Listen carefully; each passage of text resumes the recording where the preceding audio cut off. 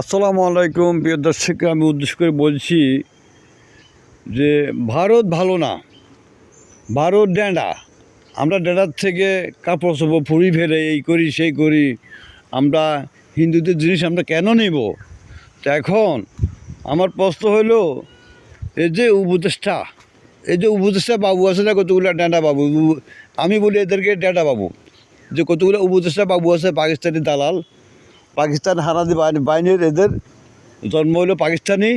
এরা পাকিস্তান থেকে এখন পেট্রোলগুলো আনতে পারে না, পেট্রোল তেল এগুলা পাকিস্তান থেকে আনুক না, পাকিস্তান এদের বাবা, এদের জন্মদাতা পাকিস্তান।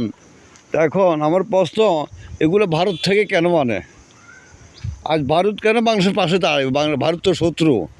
কেন পাকিস্তান বা ভাই পাকিস্তান আজকে ধরা দিতে পারে না, পাকিস্তান আজকে এই দেশের উন্নয়ন করতে পারে না, বাংলাদেশের পাশে দাঁড়াতে পারে না পাকিস্তান। হ্যাঁ, এখন আমি বলতে চাই, এই যে উপদেষ্টা আছে কতগুলা উপদেষ্টা, এরা হলো পাকিস্তানি রেজাগার, এরা হলো পাকিস্তানি দালাল হানাদার বাহিনী, এদের গায়ে রক্ত আছে পাকিস্তানি। হ্যাঁ, এরা, আমার প্রশ্ন হলো দ্রুত ভারত থেকে এই পেট্রোল তেল আনা বন্ধ করে দেখ, পাকিস্তান থেকে আনক, এরা পাকিস্তান থেকে আনা হোক, এরা পাকিস্তান থেকে যাই আনক, পাকিস্তানের দালালেরা, তো যাতে ভারত থেকে না আনে।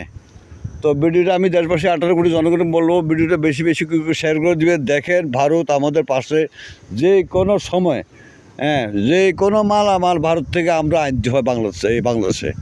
হ্যাঁ, তো আমরা দিই কম, ভারত থেকে বেশি আনি আমরা। তো এই যে উপদেষ্টা আছে পাকিস্তানি হানাদার বাহিনী, হ্যাঁ, এদেরকে এরা হলো পাকিস্তানি হানাদার বাহিনী, এরা পাকিস্তানি দালাল। তো এরা যাতে এখন ভারত থেকে যাতে তেল না আনে, পাকিস্তান থেকে আনা হোক। আর নয়, এদের কোথায় আছে, এদের কোথায় আছে, এটা জনগণ জানে বুঝে।